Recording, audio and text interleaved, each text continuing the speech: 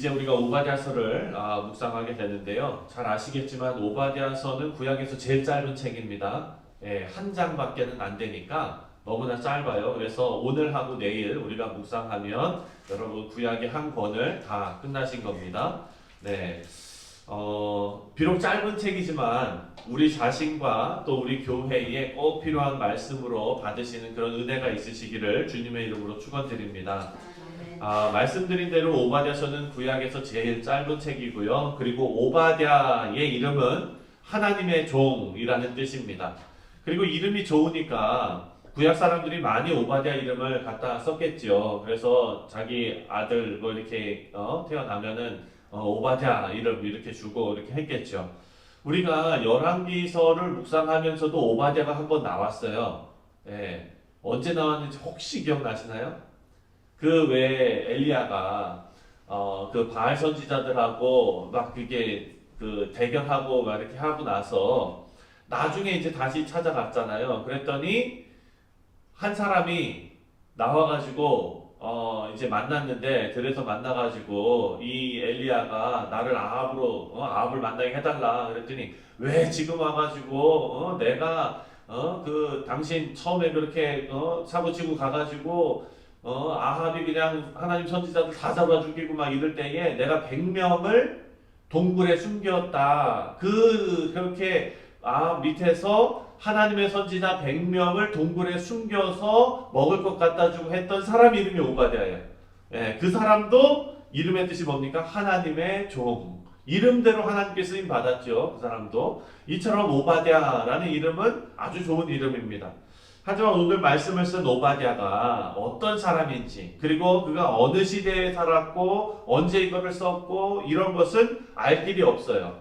왜냐하면 가장 좋은 거는 이 책 맨 위에 어느 왕 시대 뭐 몇 년에 뭐 어디에서 쓴 누구의 묵시라 하면은 정확하게 언제 썼는지를 아는데 오늘은 그런 게 없습니다. 다만 오바댜서의 내용을 통해서 우리가 추측은 해볼 수가 있는 거예요. 자, 이 오바댜서는요, 에돔의 심판을 그 주제로 다루고 있습니다. 에돔은 우리가 잘 아는 대로 야곱의 형 에서의 후예들이죠. 그리고 이스라엘과 에돔은요, 창세기에 나온 하나님의 말씀처럼 그 계시의 말씀처럼 계속해서 갈등 관계에 있었습니다. 창세기 25장 23절을 보면 제가 읽어드리겠습니다. 여호와께서 그에게 이르시되 두 국민이 내 태중에 있구나. 두 민족이 내 복중에서부터 나누이리라. 이 족속이 저 족속보다 강하겠고 큰 자가 어린 자를 섬기리라 하셨더라. 이것은 누구 얘기입니까? 야곱과 에서 얘기죠. 이렇게 야곱이 에서의 장자권을 속여서 빼앗고 그리고 갈등 관계가 되었습니다. 나중에 야곱이 이제 다리가 저는 자가 되고 정말 그 몸이 망가진 상태에서 형 에서를 만나고 거기에서 극적으로 화해를 하죠. 다만 이 두 사람만 화해를 한 것이 나중에 가면은 또 갈려서 또 갈등 관계가 된다는 겁니다. 여러분 좋은 예로 우리가 출애굽기 묵상할 때 이스라엘 민족들이 출애굽했을 때 가나안으로 가는 여정에서 어떤 일이 발생합니까? 우리가 에돔 땅을 가로질러서 좀 지나가면서 여러분들 곡식은 전혀 건들지도 않고 물도 우리가 다 알아서 할 거고 그러니까 지나기만 하게 해달라고. 그런데 에돔 사람들이 어떻게 했어요? 안 된다 그랬잖아요. 매정하게. 사랑하는 성도님들, 사람들 어려울 때 매정하게 안 된다 그러면은 그거야말로 안 되는 겁니다.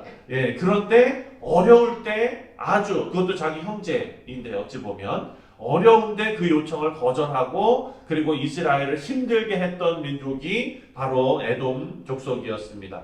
그리고 또 나중에 가서 바벨론에 의해서 이스라엘이 힘들 때에 에돔이 바벨론에 이스라엘 팔아먹고 아주 힘들게 했던 그런 족속입니다. 이런 에돔에게 하나님께서 오늘 이 오바댜 말씀을 통하여 심판의 메시지를 전달하고 계십니다. 2절 말씀을 다시 한번 읽어보겠습니다. 2절 시작. 보라, 내가 너를 만아들 가운데에 매우 작게 하였으므로 내가 크게 멸시를 받느니라. 하나님께서 에돔에게 하시는 말씀이에요. 내가 너를 나라들 가운데 매우 작게 하였으므로 라고 말씀하세요. 자, 여러분 심판의 메시지가 주어진다면 내가 너를 나라들 가운데 매우 작게 하겠다라든지 뭐 이렇게 말씀을 해야 되는데 여기는 작게 하였다라고 말합니다. 완료 시제로 말하는 거예요. 그러니까 이 얘기는 이미 이 일이 성취됐다. 하나님께서 미리 이렇게 다 하셨다. 이렇게 말씀하는 겁니다. 그리고 뒤에 보니까 멸시를 받느니라 라고 기록되어져 있습니다. 이 멸시 받는다라는 얘기는 창세기 말씀에서 에서가 하나님께서 장자에게 부여하신 장자권을 너무 하찮게 여기고 가볍게 여기고 그래가지고 팥죽 한 그릇에 팔아먹지 않습니까? 그때 가볍게 여겼다라는 그 단어와 똑같은 단어예요. 그러니까 너가 나의 그 권한인 장자권을 가볍게 여긴 것처럼 너도 멸시받는 자가 될 것이다. 이렇게 말씀하십니다. 에서가 그 당시에 하나님께서 주신 장자의 권한을 가볍게 여긴 것처럼 그 에서의 후예인 에돔도 하나님의 말씀을 가볍게 여기고 교만으로 범죄하고 있다. 그리고 그 심판은 이미 성취된 것이다 라는 의미입니다. 자, 3절과 4절에서는요 에돔의 교만에 대해서 지적하고 계시는데 먼저 3절 말씀을 함께 읽겠습니다. 3절 시작. 너희 마음의 교만이 너를 속였도다. 바위 틈에 거주하며 높은 곳에 사는 자여 내 마음에 이르기를 누가 능히 나를 땅에 끌어내리겠느냐 하니. 여기 보니까 너의 마음 안에 있는 교만이 너를 속였다라고 말합니다. 이것은 마치 하와가 뱀의 속임에 넘어가서 범죄한 것 같이 그 에돔은 마음의 교만에 속아서 하나님의 심판을 자초하게 됐답니다. 그리고 그렇다면 에돔이 왜 교만에 빠졌는지가 이제 3절 말씀을 보면 그 이유가 나오는데요. 첫 번째가 바로 이것입니다. 너의 마음의 교만이 너를 속였도다. 바위 틈에 거주하며 높은 곳에 사는 자여 이렇게 말합니다. 바위 틈에 거주하고 높은 곳에 살기 때문에 그 마음에 교만이 생겼는데 어떤 교만이냐면 누가 능히 나를 땅에 끌어내리겠느냐 하는 교만이라는 거예요. 에돔은요 여러분 바위 틈에 거주하는 사람들입니다. 높은 곳에 사는 사람들이에요. 요새에 사는 사람들입니다. 그래서 다른 나라들이 공격할 때 방어하기가 아주 용이한 그런 곳에 살아가고 있습니다. 그리고 에돔이라는 이름의 뜻 중에 하나가 붉은색이라는 거예요. 붉은색. 그래서 여러분 저쪽 어디죠? 그 네바다 그쪽에 가시면은 바위가 그 이제 붉은색 바위들이 막 있는 거 아시죠? 보셨죠? 거기 보면 아마 뭐죠? 레드락 무슨 국립공원인가 뭐 이런 것도 있을 거예요. 여기도 마찬가지로 바위들이 붉어요. 땅도 붉고. 그 이유가 뭐냐면 여기 구리가 많이 나온대요. 이곳에서. 그러다 보니까 구리로 철 제품도 만들고 그리고 또 그 산지가 높고 요새이고 바위 틈에 있고 이러니까 이 사람들은요 군사적으로 아주 유리한 조건을 다 가지고 있었던 거예요. 그래서 이들은 스스로 이렇게 말합니다. 3절에 나온 대로 내 마음에 이르기를 누가 능히 나를 땅에 끌어내리겠느냐 이렇게 말합니다. 그랬더니 하나님께서 참 재밌어요. 누가 감히 나를 땅에 끌어내리겠느냐 이렇게 교만하게 했더니 4절에 뭐라 그럽니까? 4절 시작. 내가 독수리처럼 높이 오르며 별 사이에 깃들지라도 내가 거기에서 너를 끌어내리리라 여호와의 말씀이니라. 아멘. 누가 나를 끌어내리겠느냐? 내가 너를 끌어내리겠다. 하나님께서 이렇게 바로 말씀하세요. 하나님께서 직접 그들을 끌어내리시겠다 말씀하십니다. 사랑하는 성도님들, 이 말씀에서 우리가 너무나 당연하지만 다시 한번 마음에 새길 수 있는 것은 우리가 가진 것으로 절대 자랑할 수 없다라는 것입니다. 그것이 우리를 지키지 못합니다.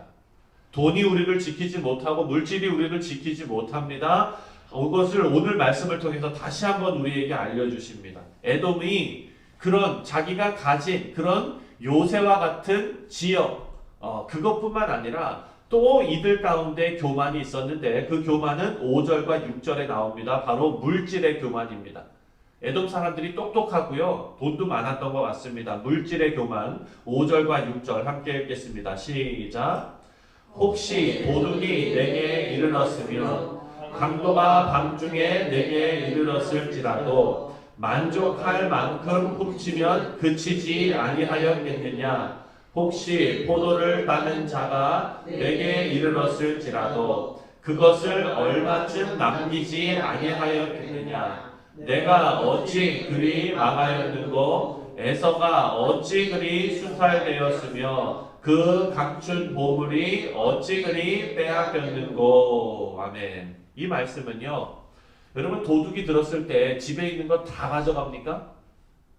자, 도둑이요. 여러분 도둑하고 또 이제 도둑을 맞은 사람 입장에서 한번 생각해 보면, 아유 우리 집에 다 가져갔어 이러면은 그 누가 얘기한 거예요? 도둑 맞은 사람이 얘기한 거죠. 네, 도둑은요 사실 들어와가지고 어떻게 다 가져갑니까? 자기가 가져갈 수 있는 만큼만 가져가겠죠. 그러니까 이런 얘기예요. 도둑도 강도도 들어갔을 때 자기가 가져갈 수 있을 만큼만 가져가는 게 상식이다. 근데 다 가져갔어. 이건 당하는 사람 입장에서 억울하니까 이렇게 얘기를 하는 거죠. 그런데 오늘 말씀을 보니까 도둑도 가져갈 만큼만 가져가고 또 포도원에 누가 그 포도를 따가도 자기가 가져갈 수 있을 만큼만 가져가는데 이 물질, 감춘 보물을 다 뺏겼다는 거예요. 에돔은. 하나님께서요 그 상식적인 일이 가져갈 수 있을 만큼만 가져가는 그 상식적인 일이 에돔을 심판하실 때는 비상식적으로 완전히 무너지게 하시겠다라는 말씀입니다. 여기 보니까 어찌 그리 망하였는고 어찌 그리 빼앗겼는고 놀라움의 표현이에요. 이들이 의지했던 물질이 어떻게 그렇게 다 하루아침에 없어지게 되었는지를 우리에게 알려주고 계십니다. 에돔이 지리적인 조건 그리고 물질 이것들을 의지하면서 교만이 심했습니다. 이것뿐만 아니라 한 가지 더가 있어요. 바로 동맹국들 때문에 교만이 심했습니다. 7절 말씀을 또 보겠습니다. 7절 시작. 너와 약조한 모든 자들이 다 너를 쫓아 변경에 이르게 하며 너와 화목하던 자들이 너를 속여 이기며 내 먹을 것을 먹는 자들이 내 아래에 함정을 파니 내 마음에 지각이 없음이로다. 에돔은요 동맹을 통해서 자신을 지키려고 했습니다. 그러니까 뭡니까? 사람 의지하려고 했다는 거예요. 하지만 하나님의 말씀은 세상에 자신의 운명을 맡기는 자는 반드시 수치를 당하고 허망한 결말을 맞게 될 것이다 라고 말씀하십니다. 왜? 사람은 믿음의 대상이 아니기 때문이라는 거죠. 성경에서 항상 말씀하잖아요. 사람은 사랑의 대상이지 그리고 품어주는 대상이지 절대 믿음의 대상이 아니라는 거예요. 여기서 사람한테 배신 안 당해본 사람이 어디 있습니까? 네, 얼마 살지 않은 저도 배신을 당했는데 그리고 참 정말 제가 그렇게 아끼고 잘해주고 이런 사람한테 배신당하면 그 마음이 얼마나 아픕니까? 그런데 사랑하는 성도님 성경이 말하는 거예요. 그 마음 아픈 거 내가 다 안다. 그래서 사람은 믿음의 대상이 아니라 사랑의 대상이다 라고 우리에게 알려줍니다.